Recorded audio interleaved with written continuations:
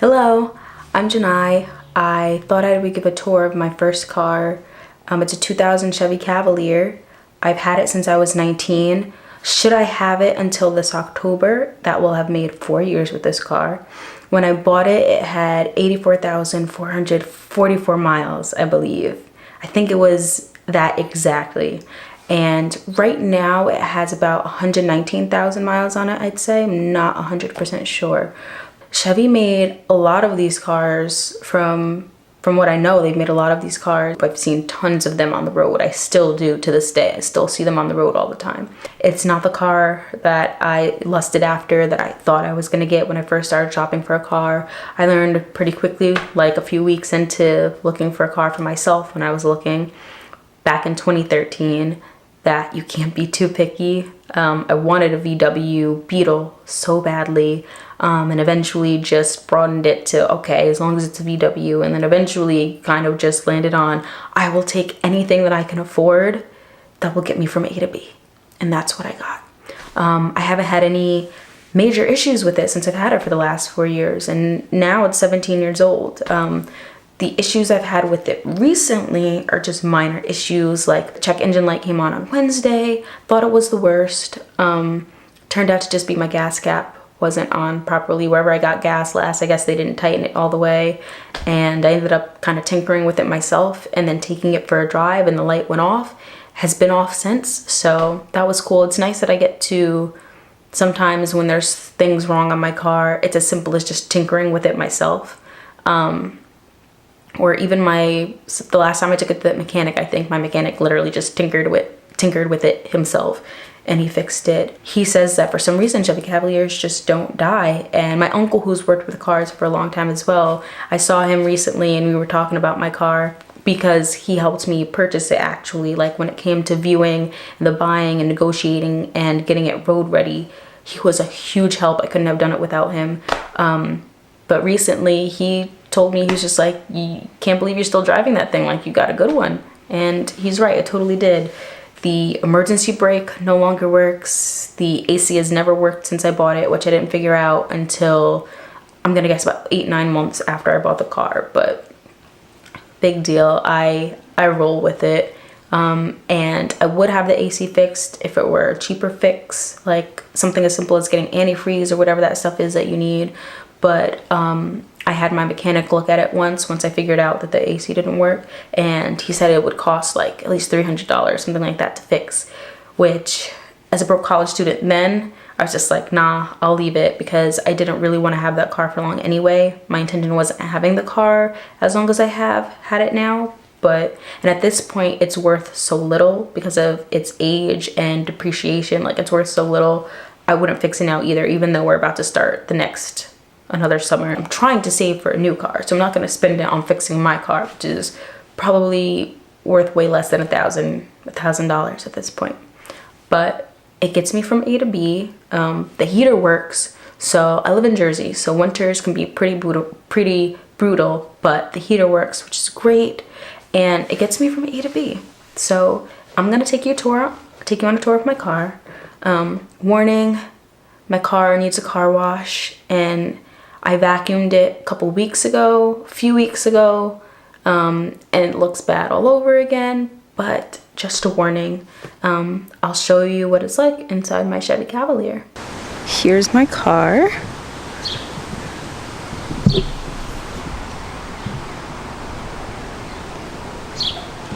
And all of its hoopty-glory.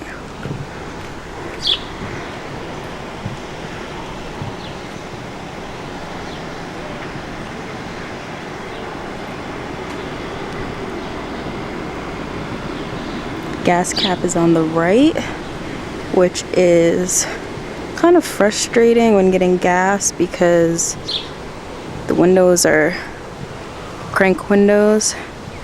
They're not powered. But there he is.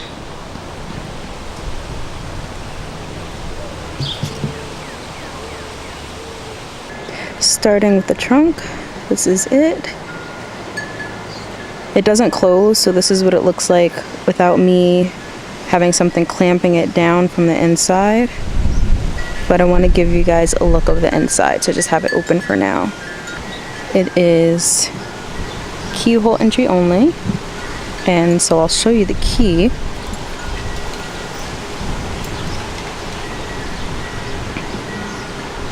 This is the key, the main key. It's got a rubber kind of thing at the top. It says GM for General Motor, and that's it. It's very basic, just like the car. And I have my keychains on there. Again, really basic. The spare key. So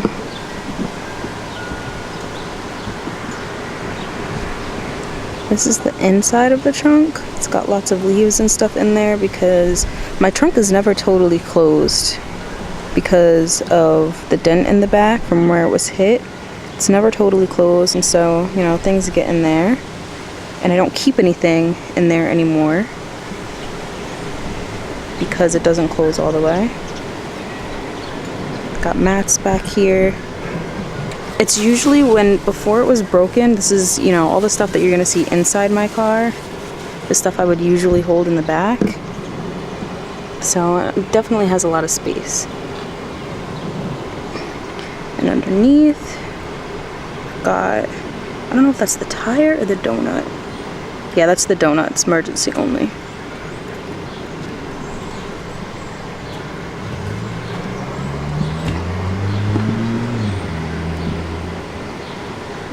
Long doors.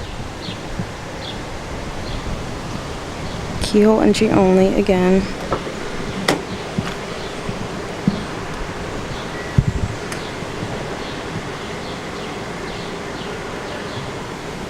It's got crank windows.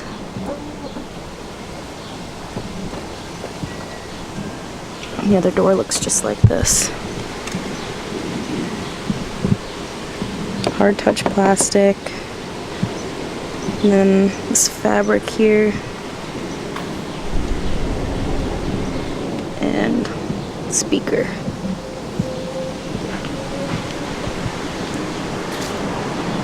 And when you get to the back, in order to get in the back, pull this up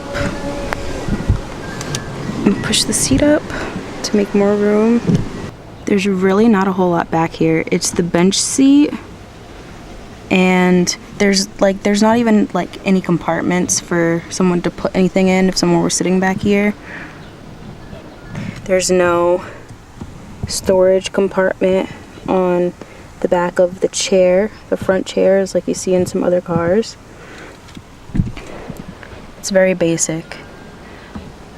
The seat folds down if you need more space to tote things. You just pull this here and the whole thing comes down. And then right now you can see right through the trunk. I like the fact that the opening is so large. Like if I did want to tote something that was very large and needed more room by putting the seat down, because I just did this in my sister's car the other day. She drives an Infiniti, and the hole was so small, like I'm not even sure I would be able to crawl out of it. Like if I was going from the trunk to the back seat or the back seat to the trunk, like it's pretty small. But this is mine. The interior of this car is like a blue gray. It's not, I don't want to say 100% that it's blue, but it's not exactly gray either. It's kind of, the seat itself almost looks like it has blue and gray just mixed in together, but some parts are just a little bit more gray than the others. The headrest, for example. I don't think there's anything leather in here. So for me, maybe the steering wheel. I'm not sure if this is leather or not. I think it is. But everything else, like I said, hard touch, cloth fabric. The center console has this like soft plastic wrapped around hard plastic kind of thing. And the center console, actually, this is what I have in it. wipes that are dried out, tissue, hand lotion, the works. It actually has a separate piece that goes in here that's a cup holder, and it kind of like part of it goes in right here. I took it out because it was taking up a lot of space in there and I never really used the cup holder, and I wanted to be able to fit these in here better without having to move stuff around every time I opened it to get the console to close back. And when you flip the top of the console back, the armrest, it's actually a cup holder for, I guess, people in the back seat. That's probably the only thing that people in the back seat would have. This is the glove box. Show you what I got in here. It's the user manual. Oh, all the pages just fell out. That's the cover. 2000 Cavalier. This is the piece that goes into the armrest. Kind of just goes in. It would go in like that, and it's supposed to go down all the way, but the stuff down there won't let it sit correctly. But see how much room it takes up though?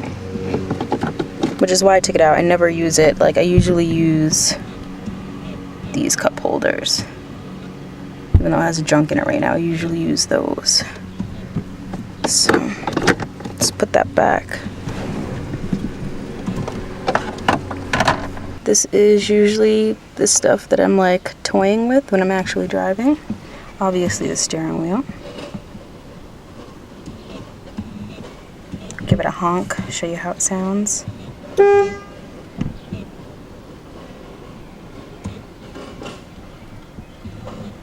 Got the vents. Very basic. And it's got one on each side nearest the door.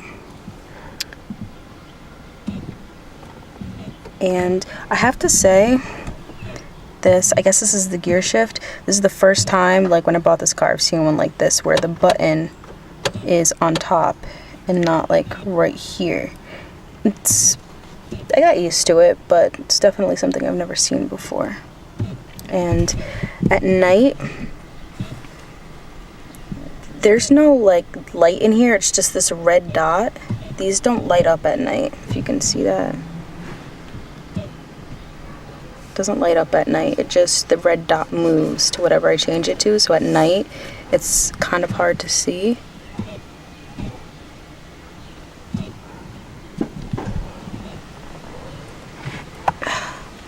There's the pedal. That's the cigarette lighter that no longer works.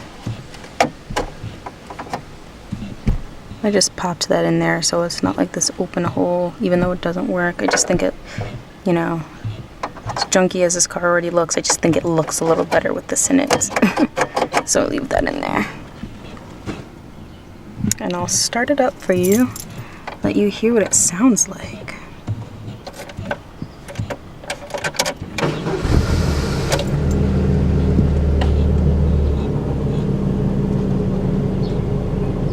There he is. The anti-lock brake signal is on. That just comes on and off on my car. I've had that checked like the first time it started happening. I was like panicking. Not panicking, but I was just like, oh my god, my brakes, something's wrong with my brakes. But I think my mechanic scanned it and it's really nothing. Like, it's just a bad sensor. It just comes on and off. So usually ignore that. And my brakes I just got done a few months ago, so they should be good. 119,042 miles on it.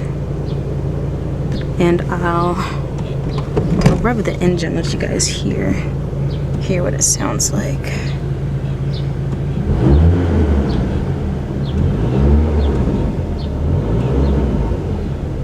The car is pretty loud. It's, you know, even without hearing that, the car just runs loud. But it runs, so. It's the time. These at night, they glow, or not, you know, They glow at night because I turn my lights on. You probably won't be able to see it now, but if it were nighttime, some of these would be glowing. A couple of them don't light up anymore. I think it's this one, maybe this one. I'm not sure. Some of these just don't light up anymore. The knob for the tune came off, I don't know how long ago, but I don't really use that anyway. I have all of these programmed radio stations, my preferred radio stations. Usually always listen to FM. The CD player doesn't work anymore, and there's nothing in there because I don't want a tape to get stuck. Put the radio on.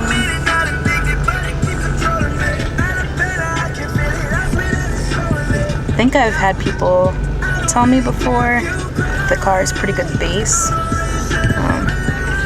Was not happy with his cut. Not me.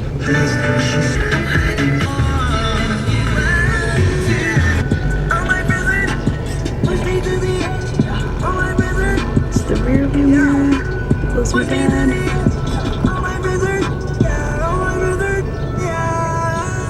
And that's it.